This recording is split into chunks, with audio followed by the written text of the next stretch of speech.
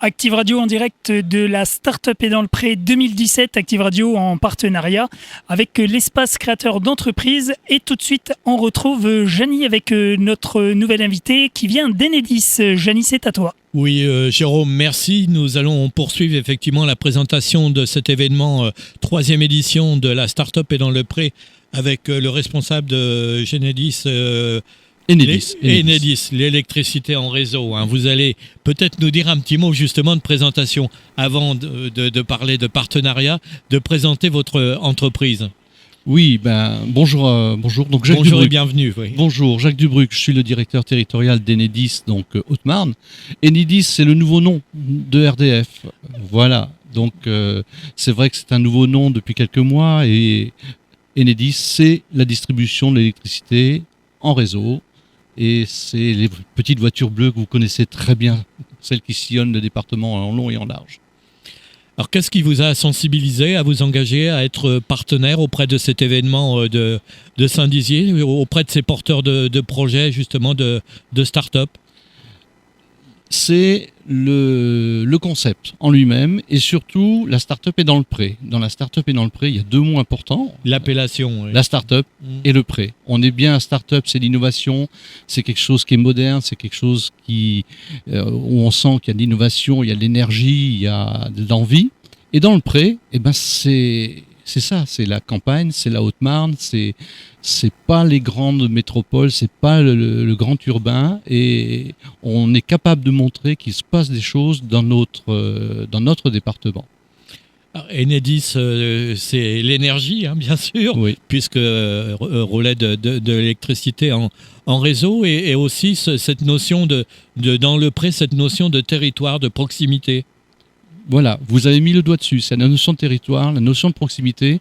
Et Enedis, c'est une entreprise de proximité. C'est une entreprise qui est attachée au territoire dans lequel elle est installée. Il faut savoir qu'Enedis, c'est quand même 1000 implantations sur le territoire français. Sur la Haute-Marne, on est implanté sur 5 lieux. Et ça montre effectivement toute la force et la proximité à la fois d'une entreprise comme Enedis. Certes, on est une entreprise un peu particulière, une entreprise en situation de monopole. On est quasiment le seul distributeur d'électricité de par la loi. Et cette fonction-là, cette mission-là, c'est à nous de la remplir en fonction des attentes à la fois du législateur, mais aussi de nos clients. Alors, important de ce que vous venez de dire, parce que l'électricité en réseau, il y a la distribution. Alors ça fonctionne comment, par exemple, pour notre région haut-marnaise ? Alors, je vais essayer d'aller dans le schéma le plus simple. On a la distribution d'électricité, c'est l'électricité qui arrive jusqu'au compteur chez le client, jusqu'au compteur. Et pour arriver jusqu'au compteur, ma foi, il faut remonter un tout petit peu.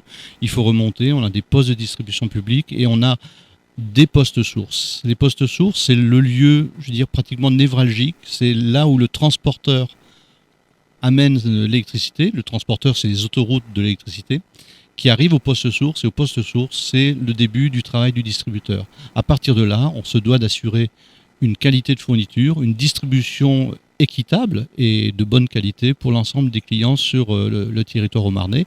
On a 14 postes sources sur la Haute-Marne. On a plus de 6000 km de réseau, moyenne tension et basse tension. C'est du travail quotidien. Il faut savoir qu'un réseau électrique est quelque chose qui vit en permanence. C'est quelque chose qui évolue en permanence.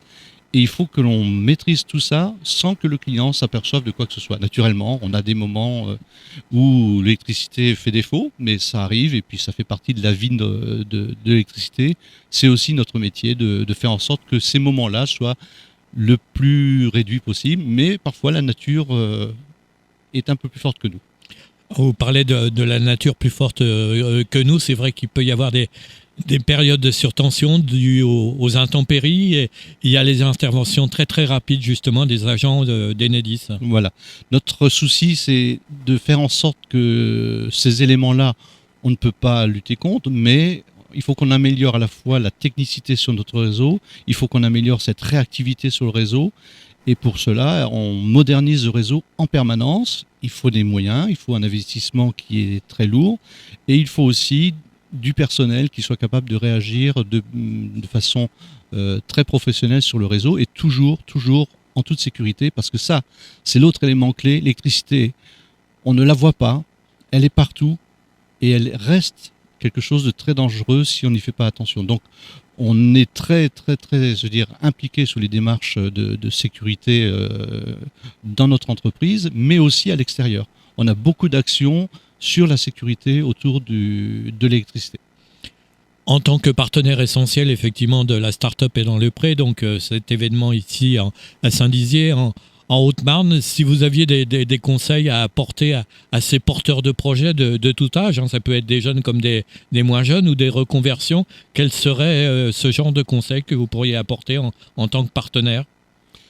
Le conseil, il va vous paraître peut-être évident, mais c'est que chaque entreprise, chaque créateur d'entreprise ou chaque création d'activité nouvelle, on ne pense pas suffisamment tôt à travailler sur l'élément électricité qui est incontournable dans la vie d'une entreprise, qui est incontournable dans la vie de tous les jours. C'est qu'est-ce qu'on utilise comme moyen de chauffage, qu'est-ce qu'on utilise comme moyen de production, qu'est-ce qu'on utilise comme matériel. Et pour ça, il faut penser très tôt à son équipement électrique et à sa fourniture d'électricité, et aussi comment on amène cette électricité. C'est important, et souvent, ces éléments-là sont pris un petit peu trop tardivement, et il faut l'anticiper parce que derrière, on est là aussi en conseil. Et si je prends par exemple dans un domaine qui est tout à fait innovant et qui se développe d'une manière très très rapide, c'est le véhicule électrique.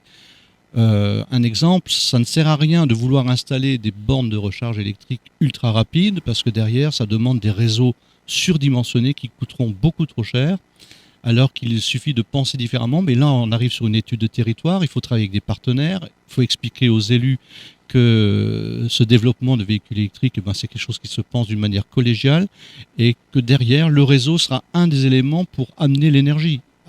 Après, il y a d'autres interlocuteurs et d'autres acteurs qui, eux, vont faire en sorte. Il y a les constructeurs automobiles, il y a les poseurs de bornes, il y a effectivement les fournisseurs d'énergie, d'électricité. Ça fait beaucoup d'acteurs. Nous, on est là pour que l'électricité arrive au bon endroit, au bon moment, mais il ne faut pas non plus surdimensionner le réseau parce que ça a un coût pour le client. Une des dernières questions au responsable régional d'Enedis, les nouvelles technologies d'électricité, les panneaux solaires, les éoliennes, vous parliez des véhicules électriques, là aussi c'est en plein développement, c'est des choses que vous soutenez et que vous pourriez soutenir aussi pour des porteurs de projets. On est très impliqué dans ces domaines-là parce qu'on est sur un domaine qui à la fois qui emmène toutes les innovations technologiques. Quand on voit aujourd'hui la production d'énergie renouvelable, que ce soit les éoliennes, le photovoltaïque, il faut savoir que ces énergies nouvelles, elles sont intégrées dans le réseau sans que le client s'en aperçoive, il n'y a pas de perturbation.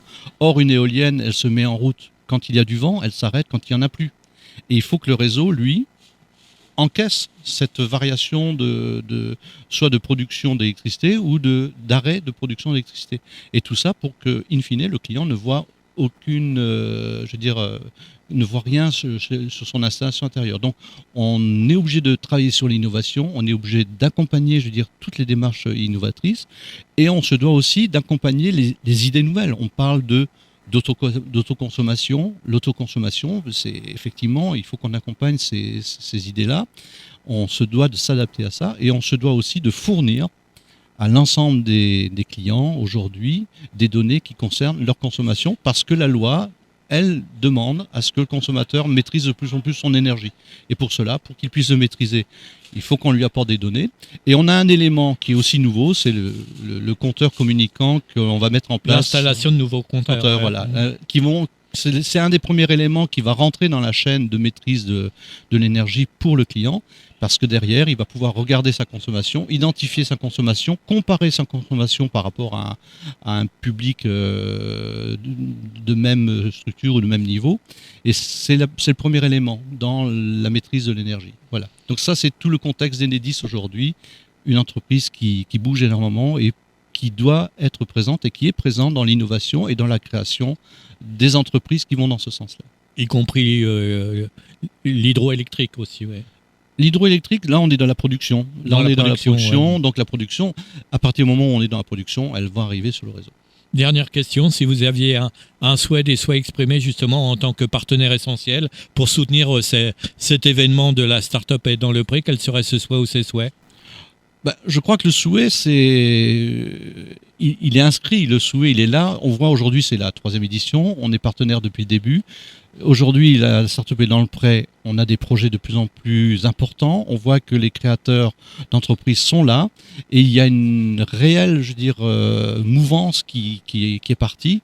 Et je pense que sur un territoire, sur Haute-Marne, c'est très important. Et notre rôle, c'est d'accompagner, c'est de rester partenaire et d'aider aussi, la création d'entreprises. On travaille beaucoup avec la communauté d'agglo de Saint-Dizier, on voit avec l'espace créateur, on voit avec le Fab Lab. On est présent, on les accompagne, on les invite aussi dans nos espaces d'innovation métier interne. Donc là, prochainement, il y a une entreprise de l'espace créateur qui sera présente sur un hackathon qu'on organise fin juin. Et ça montre toute notre présence et l'accompagnement. Et mon souhait, c'est de continuer. Et puis on voit que tous les ans, ça prend de l'ampleur et c'est très bien. Merci beaucoup de votre intervention. Merci. Merci à vous. Voilà, tout de suite, retour d'hit sur Active Radio.